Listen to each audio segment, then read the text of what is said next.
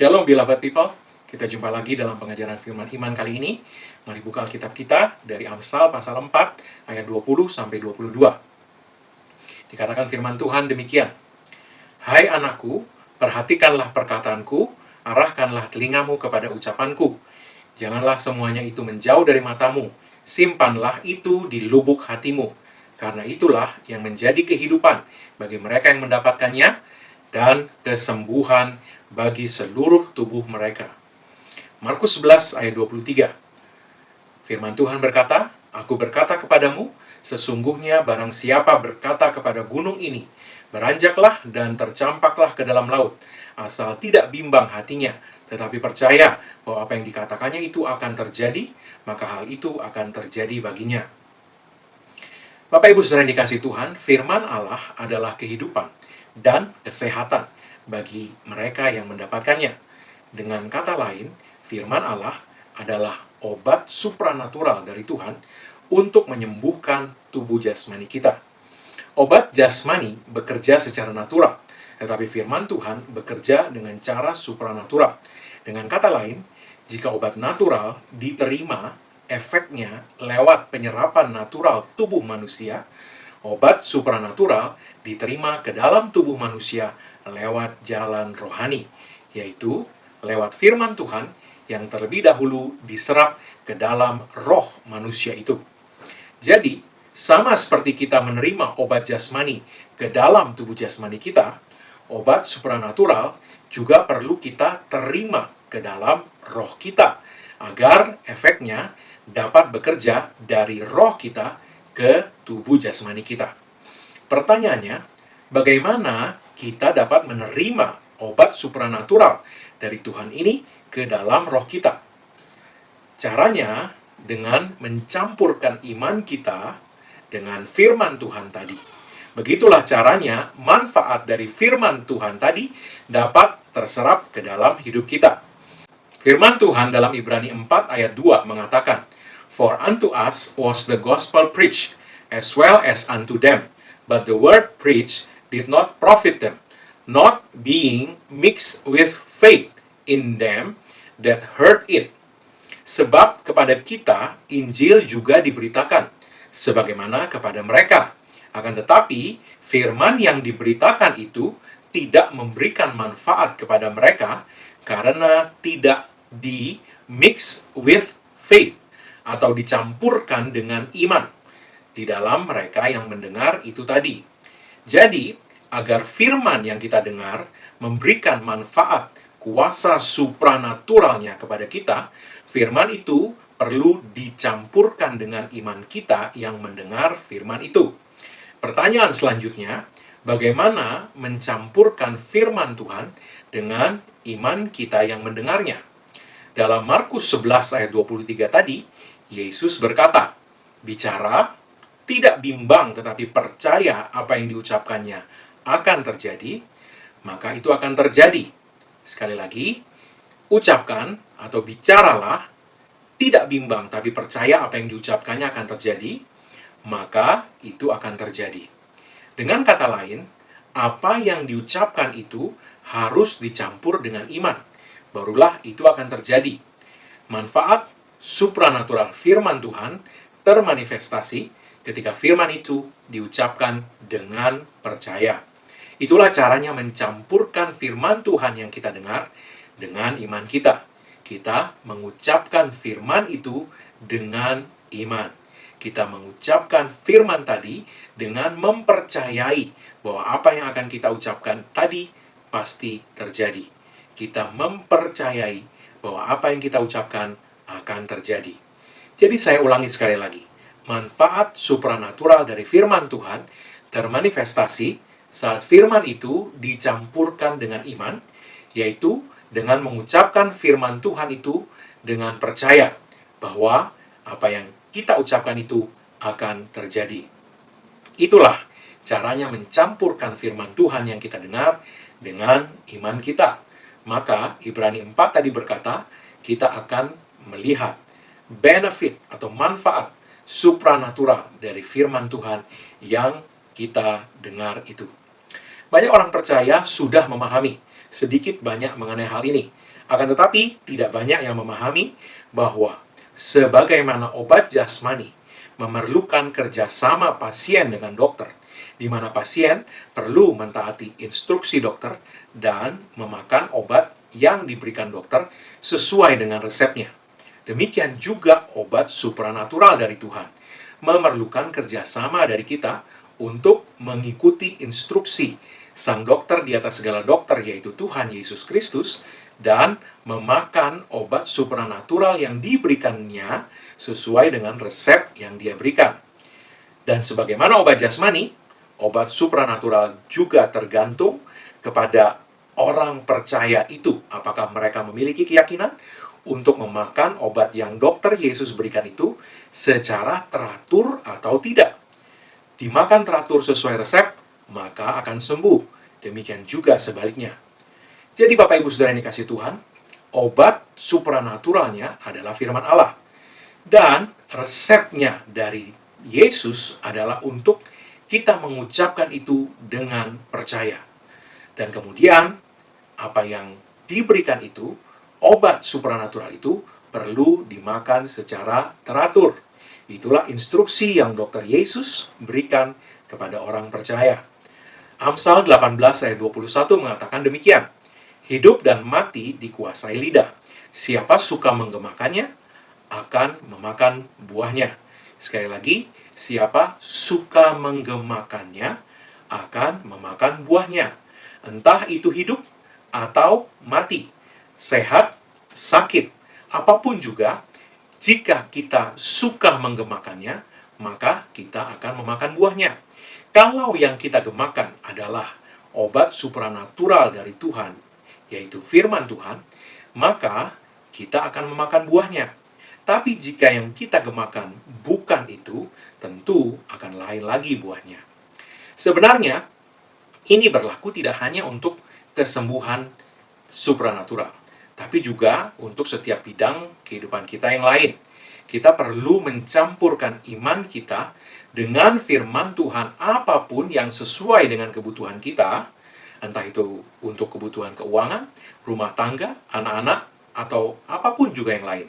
Kita mencampurkan firman itu dengan mengucapkan firman itu dengan percaya.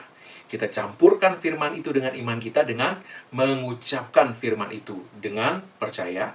Dan obat supranatural yang kita terima ini, kita makan dengan teratur sampai kesembuhan termanifestasi. Sekali lagi, sampai kesembuhan termanifestasi. Entah itu kesembuhan untuk tubuh jasmani kita, untuk masalah-masalah rumah tangga, kebutuhan ekonomi, atau apapun juga yang lain. Jadi, sebenarnya kita bicara tentang konsistensi. Kalau kita mau mengalami kesembuhan supranatural dari Tuhan. Kalau kita mau melihat manifestasi dari firman Tuhan yang kita terima. Kalau kita mau melihat buah dari firman yang kita percayai, maka sekali lagi kita butuh konsistensi. Kita perlu konsisten dalam iman kita. Atau dengan kata lain, konsisten dalam percaya kita kepada Tuhan. Ketika Yesus berbicara tentang memindahkan gunung, dalam Markus 11 ayat 23 tadi, dia menekankan soal tidak bimbang hatinya, melainkan percaya. Kata tidak bimbang ini menunjukkan soal konsistensi dalam percaya. Sebab bahasa lain dari bimbang adalah mendua hati. Yakobus 1 ayat 6-8 mengatakan demikian. Hendaklah ia memintanya dalam iman, dan sama sekali jangan bimbang. Sebab orang yang bimbang sama dengan gelombang laut yang diombang-ambingkan kian kemari oleh angin. Orang yang demikian janganlah mengira bahwa ia akan menerima sesuatu dari Tuhan. Sebab orang yang mendua hati tidak akan tenang dalam hidupnya.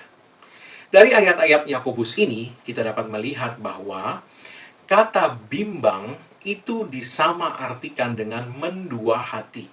Orang yang mendua hati tidak akan tenang dalam hidupnya, sebab dia tidak akan menerima sesuatu dari Tuhan. Jadi, tidak bimbang itu artinya adalah tidak mendua hati. alias konsisten dalam percaya kita kepada Tuhan. Kalau percaya kita konsisten, maka kita akan menerima dari Tuhan. Sebaliknya, jika kita mendua hati atau bimbang atau tidak konsisten dalam percaya kita kepada Tuhan, maka firman Tuhan dalam Yakobus tadi mengatakan, dia tidak akan menerima apapun. Jadi, penting bagi kita untuk menjaga iman kita konsisten kepada Tuhan. Mari lihat lebih lanjut mengenai konsistensi iman dalam Lukas 18 ayat 1-8. Dikatakan firman Tuhan demikian. Yesus mengatakan suatu perumpamaan kepada mereka untuk menegaskan bahwa mereka harus selalu berdoa dengan tidak jemu-jemu. Katanya, dalam sebuah kota ada seorang hakim yang tidak takut akan Allah dan tidak menghormati siapapun. Dan di kota itu ada seorang janda yang selalu datang kepada hakim itu dan berkata, "Belalah aku terhadap lawanku." Beberapa waktu lamanya hakim itu menolak, tapi kemudian ia berkata dalam hatinya, "Walaupun aku tidak takut akan Allah dan tidak menghormati siapapun, namun karena janda ini menyusahkan aku, baiklah aku membenarkan dia, supaya jangan terus saja ia datang dan akhirnya menyerang aku." Kata Tuhan, "Camkanlah apa yang dikatakan hakim yang lalim itu. Tidakkah Allah akan membenarkan orang-orang pilihannya yang siang malam berseru kepadanya? Dan adakah ia mengulur-ulur waktu sebelum menolong mereka? Aku berkata kepadamu, ia akan segera membenarkan mereka. Akan tetapi, jika anak manusia itu datang, adakah ia mendapati iman di bumi?" Sekali lagi, Yesus berkata, Tuhan akan segera membenarkan mereka. Artinya Tuhan pasti akan menepati janjinya. Akan tetapi jika anak manusia itu datang, adakah ia mendapati iman di bumi? Dengan kata lain, Tuhan pasti menggenapi janjinya. Tapi apakah orang percaya akan masih tetap percaya kalau belum melihat manifestasi dari janji Tuhan itu segera terjadi? Apakah kalau tidak segera melihat manifestasi, orang akan tetap konsisten percaya? Nah, itu yang menjadi masalah. Kita melihat Yesus menghubungkan soal tidak jemu-jemu berseru siang malam itu dengan iman. Ya, dan itu bicara tidak jemu-jemu berseru siang malam itu bicara konsistensi. Nah, iman itu perlu konsisten. Allah akan segera menolong. Sekali lagi, Allah setia. Dia pasti menggenapi janjinya. Dengan kata lain, apapun yang dia ucapkan, pasti dia lakukan. Tapi, yang menjadi persoalan, apakah sebelum manifestasi terlihat, kita masih tetap percaya atau konsisten percaya. Sekalipun, sekali lagi, jawaban dari yang kita perkatakan, kita minta dari Tuhan, yang Tuhan janjikan dalam firman-Nya itu, kita tidak segera melihat manifestasinya. Apakah kita akan tetap konsisten percaya walau belum melihat? Nah, yang kita perlu waspadai adalah taktik iblis untuk membuat kita meragukan Tuhan, untuk membuat kita mencurigai Tuhan. Artinya, kita mungkin berpikir kurang baik tentang Tuhan. Dalam hal ini maksudnya kita berpikir, mungkin Tuhan tidak berkenan pada saya, mungkin firman Tuhan ini bukan untuk saya, tapi untuk orang lain. Mungkin saya masih kurang ini, kurang itu, sehingga firman itu tidak digenapi, dan lain-lain sebagainya. Sehingga dalam hal ini kita tidak bisa penuh percaya kepada Tuhan bahwa Dia pasti menggenapi setiap perkataannya. Nah, ini kita perlu waspadai. Jangan sampai iblis berhasil membuat kita berpikir atau mempercayai bahwa firman Tuhan tidak bekerja. Atau kita bertanya-tanya, mungkin mendua hati itu tadi, firman Tuhan terjadi nggak ya? Bekerja nggak ya? Nah, ketika kita belum melihat manifestasi, kita perlu konsisten mempercayai Tuhan bahwa Dia setia dan bahwa firman-Nya pasti Dia genapi. Kita tidak boleh membiarkan tipu muslihat iblis membuat kita bertanya-tanya dan mempertanyakan apakah firman bekerja atau tidak. Ibrani 6 ayat 11-15 mengatakan demikian. Tetapi kami ingin supaya kamu masing-masing menunjukkan kesungguhan yang sama untuk menjadikan pengharapanmu suatu milik yang pasti sampai pada akhirnya. Agar kamu jangan menjadi lamban, tetapi menjadi penurut-penurut mereka yang oleh iman dan kesabaran mendapat bagian dalam apa yang dijanjikan Allah. Sebab ketika Allah memberikan janjinya kepada Abraham, ia bersumpah demi dirinya sendiri, karena tidak ada orang lain yang lebih tinggi daripadanya. Katanya, sesungguhnya aku akan memberkati engkau berlimpah-limpah dan akan membuat engkau sangat banyak. Abraham menanti dengan sabar, dan dengan demikian ia memperoleh apa yang dijanjikan kepadanya. Dikatakan Abraham menanti dengan sabar, dan dikatakan bahwa oleh iman dan kesabaran Abraham memperoleh apa yang dijanjikan kepadanya. Jadi kita melihat bahwa konsistensi iman, atau di sini dipakai istilah kesabaran, ya, itu adalah sesuatu yang sangat penting dalam iman. Kita perlu memiliki keteguhan iman. Alkitab menyebut bahwa iman itu memiliki saudara kembar. Apa saudara kembarnya tadi? Firman Tuhan mengatakan Abraham menanti dengan sabar, dan dengan demikian ia memperoleh apa yang dijanjikan kepadanya. Kemudian di ayat sebelumnya, yaitu di ayat 12, dikatakan iman dan kesabaran. Jadi kesabaran adalah saudara kembar dari iman. Atau kalau kita pakai contoh lain, kesabaran adalah satu sisi dan iman adalah sisi yang lain dari suatu koin. Dua sisi koin atau dua sisi mata uang, satu sisi adalah iman dan satu sisi adalah kesabaran. Adalah melalui iman dan kesabaran Abraham akhirnya menerima apa yang dijanjikan Tuhan kepada dia. Alkitab menunjukkan bahwa Abraham itu akhirnya menerima setelah 25 tahun. Janji Tuhan diucapkan 25 tahun sebelum akhirnya Abraham menerima penggenapan janji Tuhan itu. Bapak Ibu Saudara yang dikasihi Tuhan, ini bicara kesabaran, ini bicara konsistensi. Abraham dengan konsisten mempercayai Tuhan sepanjang 25 tahun. Dan akhirnya memperoleh apa yang Tuhan janjikan. Tapi seringkali cukup banyak orang percaya berpikir bahwa iman itu soal satu kali atau satu hari. Padahal sebenarnya iman adalah komitmen jangka panjang. Saya tidak berkata bahwa segala sesuatu harus dinanti jawabannya untuk suatu waktu yang panjang. Akan tetapi ada kalanya kita berjumpa dengan hal-hal yang sepertinya kok belum terjadi juga. Mungkin di satu bidang kita sudah melihat janji-janji Tuhan digenapi. Tapi mengapa di bidang lain kok sepertinya alot sekali? Sepertinya di bidang ini firman Tuhan nggak digenapi dalam hidup saya. Nah disitulah dibutuhkan konsistensi iman. Bapak Ibu Saudara yang dikasihi Tuhan, Yesus berkata ketika Anak Manusia datang, akankah ia masih menemukan iman di bumi? Artinya, dalam masa penantian itu, orang bisa kehilangan iman. Selama menanti 25 tahun, Abraham bisa kehilangan iman. Akan tetapi, Abraham tidak kehilangan iman. Dia memiliki iman dan kesabaran. Dan akhirnya menerima apa yang dijanjikan. Iman memutuskan untuk percaya Tuhan tiap hari, sepanjang jalan, sampai pada akhirnya. Sekali lagi, iman memutuskan untuk percaya Tuhan tiap hari, sepanjang jalan, sampai pada akhirnya. Saat kita memutuskan untuk mempercayai Tuhan, kita perlu memutuskan bahwa Tuhan itu memang dapat dipercaya sebagaimana Ibrani pasal 6 ayat 13-14 tadi katakan.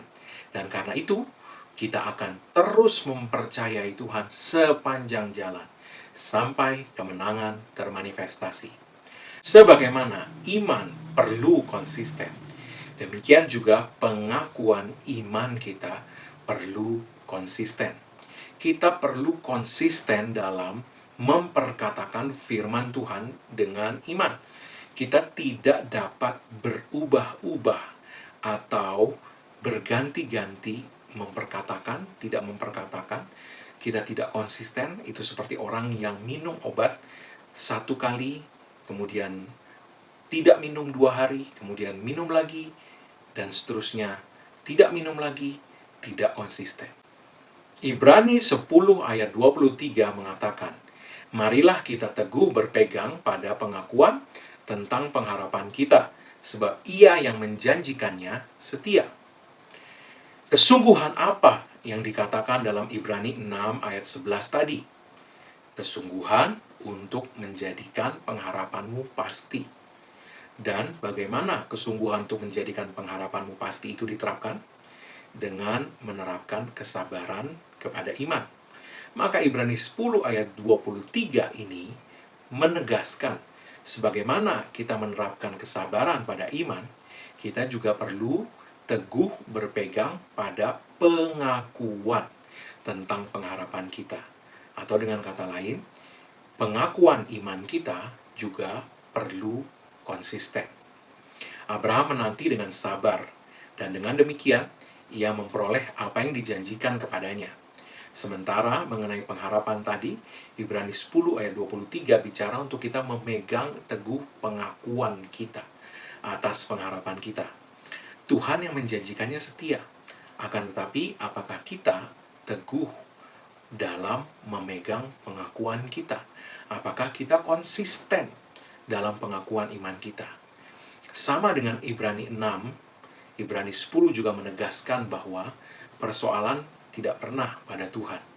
Dia setia, dan apa yang dijanjikannya selalu digenapinya. Adalah kepercayaan dan pengakuan kita yang memerlukan konsistensi. Sama seperti iman bukan persoalan satu kali atau satu hari, demikian juga pengakuan iman kita merupakan persoalan konsistensi jangka panjang. Kalau kita mau menjadikan pengharapan kita suatu milik yang pasti. Ini berlaku untuk apapun yang kita harapkan. Agar semua itu menjadi milik yang pasti, kita memerlukan konsistensi. Konsistensi untuk percaya, dan konsistensi untuk membuat pengakuan iman atas apapun yang kita harapkan itu. Kita perlu menjadi konsisten dalam pengakuan kita, dalam memperkatakan firman Tuhan, sejalan dengan menjadi konsisten dalam iman kita. Sebab iman dan kesabaran adalah saudara kembar. Bertahun-tahun yang lalu saya mendengar seorang pahlawan iman mengatakan, kalau dokter mengatakan untuk Anda makan obat yang diresepkannya 3 kali sehari, Anda akan makan obat tersebut 3 kali sehari. Kalau begitu, mengapa kita tidak memberikan Tuhan penghormatan yang setidaknya sama dengan resep dokter tadi?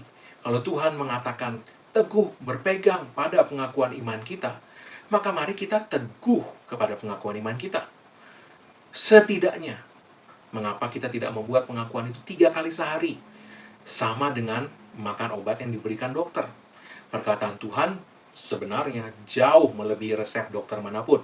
Tetapi seringkali kita bahkan tidak memberikan penghormatan kepada perkataan Tuhan setinggi kita memberikan penghormatan kepada resep dokter. Kita minum obat yang diresepkan dokter 3 kali sehari selama 1 hari dan kita belum melihat perubahan, kita masih minum obat itu keesokan harinya dan seterusnya sampai waktu yang ditentukan. Tetapi tidak jarang orang percaya 3 kali membuat pengakuan iman dan belum melihat perubahan, sudah berhenti dan berpikir, wah, firman Tuhan tidak bekerja. Roma 4 ayat 18-20 mengatakan, sebab sekalipun tidak ada dasar untuk berharap, namun Abraham berharap juga dan percaya bahwa ia akan menjadi bapa banyak bangsa menurut yang telah difirmankan. Demikian banyaknya nanti keturunanmu. Imannya tidak menjadi lemah, walaupun ia mengetahui bahwa tubuhnya sudah sangat lemah, karena usianya telah kira-kira 100 tahun, dan bahwa rahim Sarah telah tertutup. Tetapi terhadap janji Allah, ia tidak bimbang, ia tidak mendua hati, karena ketidakpercayaan. Malah ia diperkuat dalam imannya, dan ia memuliakan Allah. Terhadap janji Allah, Abraham tidak bimbang. Dia tidak berubah-ubah kepercayaannya. Alkitab berkata malah dia diperkuat dalam iman dan, garis bawahi ini, dia memuliakan Allah. Dia memuliakan Allah. Terima kasih Tuhan, Engkau telah memberikan keturunan kepadaku, kata Abraham di hari pertama. Dan di hari ke-10, 50, 100, 500, 1000, 5000, bahkan sampai 25 tahun. Tiap-tiap hari, bahkan tiap waktu di mana iblis mencoba menyerang imannya, Abraham masih terus memuliakan Allah. Terima kasih Tuhan, Engkau telah memberikan keturunan kepadaku. Keturunanku sebanyak bintang di langit dan pasir di laut. Haleluya. Abraham tidak menjadi lemah, malah diperkuat dalam imannya dan memuliakan Allah. Berapa banyak kali orang membuat pengakuan dan kemudian ketika melihat situasi masih belum berubah, masih tetap sama, dan kemudian iblis mulai melancarkan tipu muslihat untuk membuat mereka tidak percaya, dan sebaliknya percaya bahwa firman tidak bekerja. Berapa banyak orang kemudian berhenti membuat pengakuan. Mereka berhenti membuat deklarasi iman. Mereka berhenti memperkatakan firman. Abraham tidak berhenti, bahkan sampai 25 tahun. Dia terus memuliakan Allah. Terima kasih Tuhan, Engkau sudah memberikan keturunan kepadaku. Terima kasih Tuhan, keturunanku sebanyak bintang di langit dan pasir di laut. Dia tidak mengubah pengakuan imannya selama 25 tahun. Itu 9.125 hari membuat pengakuan iman yang sama dan terus memuliakan Allah setiap hari selama 9.125 hari. Alkitab berkata apa tadi? Abraham menanti dengan sabar dan dengan demikian ia memperoleh apa yang dijanjikan kepadanya. Haleluya. Jadi, berapa lama, kata Yesus, adakah dia akan mendapati iman kalau ia datang nanti? Pertanyaannya adalah berapa lama sebelum orang akhirnya berubah kepercayaan dan berubah pengakuan karena berpikir bahwa firman tidak bekerja. Bapak Ibu Saudara yang dikasihi Tuhan, tapi hari ini Anda sudah tahu kebenaran firman Tuhan. Anda tidak sama dengan mereka yang kehilangan konsistensi dan kemudian berhenti membuat pengakuan. Mereka berhenti di tengah jalan. Tetapi Anda tidak sama dengan mereka, bukan? Anda sudah tahu kebenaran firman Tuhan. Anda tahu hari ini bahwa iman dan kesabaran adalah dua sisi mata uang. Iman dan kesabaran adalah saudara kembar. Ini waktunya Anda bangkit dan menjadikan kebenaran firman Tuhan ini suatu praktek nyata dalam hidup Anda. Bukan sekedar tahu firman, tapi tidak melakukannya. Orang itu menipu diri sendiri, kata Alkitab.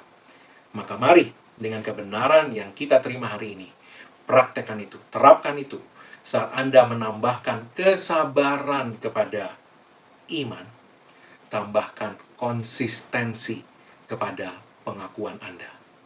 As you add patience to faith, add consistency to confession. Saat Anda menambahkan kesabaran kepada iman, tambahkan konsistensi kepada pengakuan iman Anda. Haleluya! Bagaimana iman Abraham tidak menjadi lemah? Alkitab tadi berkata, dia diperkuat dalam imannya. Apa yang dilakukan Abraham? Dia terus memuliakan Allah. Iman kita tidak akan menjadi lemah selama kita tidak membiarkan pengakuan iman kita diubah. Selama kita terus konsisten dalam pengakuan iman kita, maka iman kita akan menjadi semakin kuat. Firman Tuhan mengatakan Abraham semakin diperkuat dalam imannya dan memuliakan Allah. Abraham terus memuliakan Allah dan dengan demikian dia memperoleh apa yang dijanjikan. Sekalipun tidak ada dasar untuk berharap. Dengan iman dan kesabaran, Abraham menjadikan pengharapan dari janji Allah itu suatu milik yang pasti. Dia menerima janji itu walaupun ada masa 25 tahun diantaranya. Dia tidak kehilangan konsistensi iman dan pengakuan. Demikian juga Anda. Sebab Anda juga adalah keturunan Abraham di dalam Kristus. Haleluya. Jadi sekali lagi, Saat Anda menambahkan kesabaran kepada imanmu, tambahkan konsistensi kepada pengakuan imanmu. Sekali lagi, tambahkan konsistensi kepada pengakuan imanmu. Jadilah penurut Abraham, yang oleh iman dan kesabaran mendapat apa yang dijanjikan Allah. Amin. Bapak Ibu saudara dikasih Tuhan, sebelum kita menerima doa berkat, maka mari izinkan saya berdoa untuk setiap kebutuhan Anda, maupun untuk mereka yang sakit. Mari kita berdoa, angkat kedua tanganmu, di dalam nama Yesus, aku memperkatakan firman Tuhan bahwa Allahku memenuhi segala kebutuhanmu menurut kekayaan dan kemuliaannya di dalam Kristus Yesus. Oleh sebab itu, dalam nama Yesus, iblis, hentikan setiap pekerjaanmu berusaha mencuri dari hidup anak-anak Tuhan ini. Dan dalam nama Yesus, malaikat Tuhan pastikan bahwa segala sumber daya sorga, segala supply supranatural sorga, mengalir dan sampai dalam kehidupan anak-anak Tuhan yang mendengarkan pemberitaan firman ini. Dalam nama Yesus. Jika ada di antara Anda yang sakit, sekali lagi buka kedua tanganmu. Dalam nama Yesus, ada tertulis oleh bibir-bibir Yesus, kamu sudah sembuh. Oleh sebab itu, dalam nama Yesus aku perkatakan kesembuhan sempurna, pemulihan sempurna, kesehatan ilahi yang sempurna atas setiap orang yang mengangkat tangannya saat ini di dalam nama Yesus. Dan aku hancurkan kuasa sakit penyakit, kelemahan tubuh atas setiap mereka. Iblis, dalam nama Yesus, angkat setiap gejala yang kamu coba tunjukkan dari setiap orang yang sedang mengangkat tangannya ini, dan dalam nama Yesus menyingkir dari mereka semua. Menyingkir dalam nama Yesus. Amin. Bapak Ibu saudara yang kasih Tuhan, jika Anda memiliki permohonan doa, yang Anda butuh dukungan doa, atau Anda memiliki kesaksian yang Anda ingin bagikan, sampaikan kepada kami lewat alamat email yang ada di layar Anda. Kami akan mendukung Anda dalam doa, dan kesaksian Anda akan menjadi berkat bagi banyak orang. Haleluya. Amin. Mari sekali lagi angkat kedua tangan kita di hadapan Tuhan, dan terimalah berkat Tuhan. Karena apa yang Yesus Kristus telah kerjakan bagi kita di kayu salib, pencucuran darahnya, karena penebusannya sempurna, maka sekarang tidak ada lagi penghukuman bagi mereka yang ada dalam Kristus Yesus. Engkau telah ditebus, harganya telah dibayar lunas. Oleh sebab itu, sekarang yang ada hanyalah berkat Tuhan tercurah berlimpah-limpah memberkati engkau dalam segala hal. Oleh berkat Tuhan itu engkau naik terus, tidak turun. Kau jadi kepala bukan ekor, dan apa yang disentuh tanganmu dibuat Tuhan berhasil. Dengan panjang umur Tuhan mengenyangkan engkau, dan Tuhan memperlihatkan kepadamu keselamatan daripadanya. Umurmu minimal 120 tahun, dan dipenuhi dengan hari-hari yang baik dari Tuhan. Dalam nama Yesus, tidak ada yang jahat mendekat kepadamu, dan tidak ada tulah mendekat kepada kemah kediamanmu. Dalam nama Yesus, amin. Tuhan memberkati Bapak Ibu saudara yang dikasihi Tuhan. Kita jumpa lagi dalam pengajaran firman iman selanjutnya. Amin.